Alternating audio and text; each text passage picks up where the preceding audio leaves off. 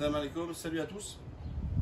Pendant des mois, là, on a bouffé des débats sur pas d'intégration, assimilation, séparatisme et compagnie.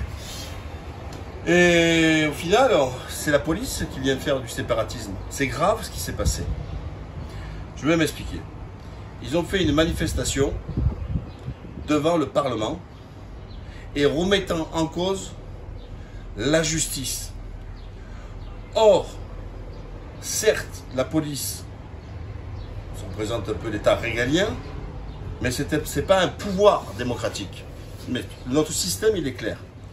Il y a un pouvoir exécutif, un pouvoir législatif et un pouvoir judiciaire. Tout comme on aime bien parler chaque fois de la séparation de l'Église et de l'État concernant la laïcité, il y a une séparation du pouvoir. C'est-à-dire que la justice, l'exécutif et le législatif, c'est des pouvoirs différents. Donc la justice est un pilier du système de la Constitution française. Donc c'est très important. C'est un pouvoir judiciaire. On parle bien de pouvoir. C'est un pouvoir. Comme le pouvoir législatif, ce sont le Parlement. Le Parlement a son pouvoir. Et puis l'exécutif, c'est le gouvernement, ainsi que le chef de l'État. Donc eux, voilà le système qui est de façon tripartite. À partir du moment où la police remet en cause une des structures qui constituent notre Constitution, c'est du séparatisme. Et c'est grave. Je rappelle que la police est là pour exécuter. Elle n'est pas là pour mettre en cause un pouvoir légitime qui est le pouvoir judiciaire. Et on les voit tous, Darmanin, tous, les politiques, les Zemmour, tout le monde aller aux côtés des policiers et devant le Parlement. Donc, vous vous rendez compte ce que ça veut dire? Ça veut dire qu'on a une police qui remet en cause et qui défie le pouvoir législatif, les députés, l'Assemblée nationale, et dans les propos, remet en cause un des pouvoirs judiciaires, qui est la justice. Là où il y a un mensonge aussi, donc là, c'est le séparatisme pur. Vous imaginez, vous, Rachid, Fatima, Zoubida, devant le Parlement, remettre en cause la justice? Mais ils vont leur dire, mais il faut les destituer de leur nationalité, il faut les expulser, ils remettent en cause nos institutions, etc. Parce que la loi séparatiste, c'est quoi? Ils disent qu'ils ne sont pas républicains. Ils défient la République. Mais ça, c'est pas une défiance de la République? Ça remet en cause les fondements de notre Constitution. C'est pas du séparatisme, ça, de venir et de cracher sur une des institutions? Enfin, sur le fond, premièrement, qui d'entre vous, vous comme moi, on a été au commissariat. Et quand on veut faire une plainte, un dépôt de plainte, déjà on dit, avec devant un OPJ, donc officier de police judiciaire. Combien de fois ils disent, ah ben non, on ne prend pas la plainte, faites-nous un procès verbal, comment on appelle ça, la main courante, qui n'a aucune valeur juridique, strictement rien. C'est comme si j'écrivais, je fais pipi, je fais caca. Voilà, c'est exactement du même niveau. Et là, c'est pas, quand ils remettent en cause la justice, c'est pas le procureur, parce qu'une plainte normale, comme ça se passe, l'OPJ contacte le procureur et tout ça, etc. Et le procureur, il dit, j'accepte de prendre la plainte ou je refuse. Il lui demande de faire des démarches d'enquête, etc. Donc je ne me trompe pas là-dessus.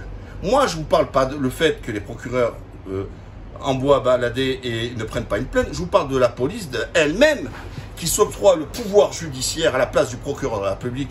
Donc ça veut dire pour les poursuites judiciaires en disant non, une main courante. Et on a vu une des femmes qui a été tuée, c'est qu'elle a été voir à chaque fois la police et on l'a envoyé balader. Voilà, ça c'est une réalité.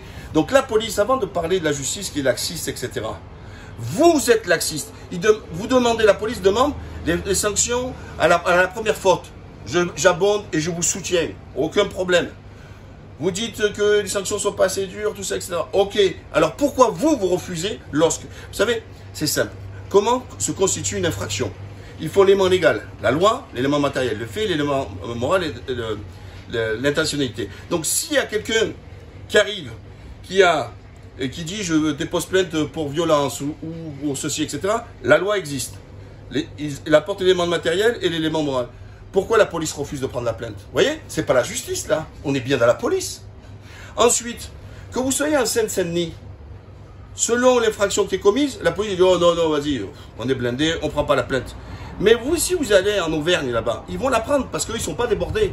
Vous voyez, selon où vous habitez aussi, où il y a une forte densité de crimes et de délits, ben on a tendance à relativiser certains délits, et donc c'est ce sentiment d'impunité. Enfin, je comprends la colère des policiers, et leur colère, elle est légitime. Là-dessus, je suis à 200% pour eux. Il n'est pas normal d'avoir des voitures massacrées, il n'est pas normal d'avoir des commissariats qui souvent ne respectent même pas les normes d'accueil du public. Vous faites une salle, un centre sportif ou ce que vous voulez, dans le privé, on vous ferme la salle. À Paris, moi j'ai connu des couloirs avec 70 cm de passage. Donc ça veut dire quelqu'un qui est en chaise roulante, il passe pas. Voilà, ça c'est une réalité. Donc oui, ça, que c'est pas normal que les post-it, ce sont les ferrailleurs qui leur donnent. Oui, c'est pas normal qu'il manque tout ça. J'abonde à 2000%. Mais pourquoi ils acceptent Darmanin la manifestation? Le coupable, c'est Darmanin. Le coupable, c'est le gouvernement. C'est le gouvernement qui leur donne pas les moyens pour pouvoir travailler, etc. Enfin, alors c'est ceux qui viennent nous parler, mettre en cause la justice. Attention, je suis pas là, moi, le gros défenseur des magistrats. Mais là aussi, c'est pas objectif. Qu'est-ce qui se passe? Il y a 60 et quelques mille places de prison.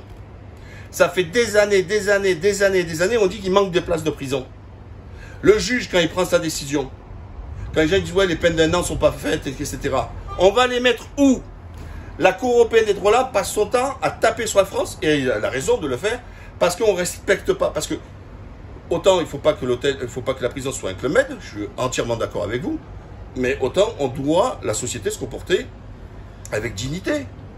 Et que c'est pas normal que dans certains endroits, ils peuvent faire qu'une douche une fois par semaine, sous prétexte que manque de place, manque de moyens personnels, etc. Non, non, désolé, ils ont le droit à être propres, ils ont le droit de se laver. Et je vois pas pourquoi on leur interdirait de faire ça. Deuxième élément, si une cellule de 6 mètres carrés, elle est faite pour une personne, je vois pas pourquoi on mettrait 3 personnes. Voilà. Mais vous voulez quoi? Qu'en prison, ils deviennent encore plus fous qu'en sortant? Parce que la sanction, elle est bien. Il faut la sanction. Elle permet aussi d'isoler un élément, lui dire voilà, tu as été puni pour ça, etc. D'ailleurs, moi je suis pour le travail en prison aussi. Voilà. Mais en même temps, elle n'est pas là pour que quand la personne va rentrer en prison, quand elle sort, c'est qu'on pense qu'elle a perdu certes sa peine, mais là aussi, elle doit être réinsérable.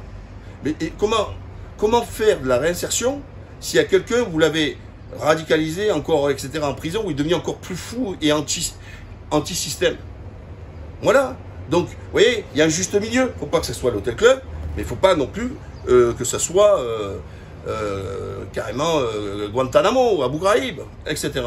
Voilà, donc ça c'est quand même important aussi de le dire, et que quand les magistrats n'envoient pas directement la case prison, c'est qu'on n'a pas assez de prison. Alors c'est qui le coupable? C'est l'exécutif, donc le pouvoir, le gouvernement, et le pouvoir législatif, donc les parlementaires, qui n'ont pas fait leur travail.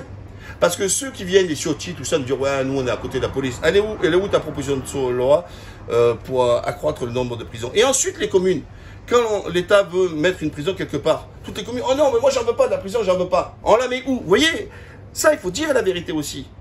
C'est que, un, on ne construit pas de prison, et de deux, beaucoup de villes se refusent d'avoir des constructions de prison. Mais on fait quoi? Voilà, ça c'est une réalité. Voilà ce que je tenais à dire, éclairer un peu sur ma position là-dessus. Donc, colère légitime de la police, mais la méthode est inadmissible, et encore plus inadmissible avec de ceux qui sont venus en plus des élus et un ministre, quand même, vous vous rendez compte, c'est lui le patron. Vous imaginez, le patron qui vient, qui dit je soutiens mes salariés, mes ouvriers. Mais où ça s'est vu au monde? Mais où ça s'est vu? Et les policiers qui acceptent. Tout ça parce que Darmanin, chaque fois, il a le verbe haut en disant ouais, je défends la police. Ça, c'est que du blabla. Ce que veulent les gens, c'est des actes. Parce que posez-vous la question, Darmanin sur le verbe, il est fort, mais dans les actes, c'est quoi ces actes? Zéro la tête à Toto. Ah oui, il a fait son truc là, le bobo là, le bobo de la sécurité. Ça a couché sur quoi ce bobo? Voilà, voilà la réalité. Allez, n'oubliez pas, likez, partagez, abonnez-vous. Ça va être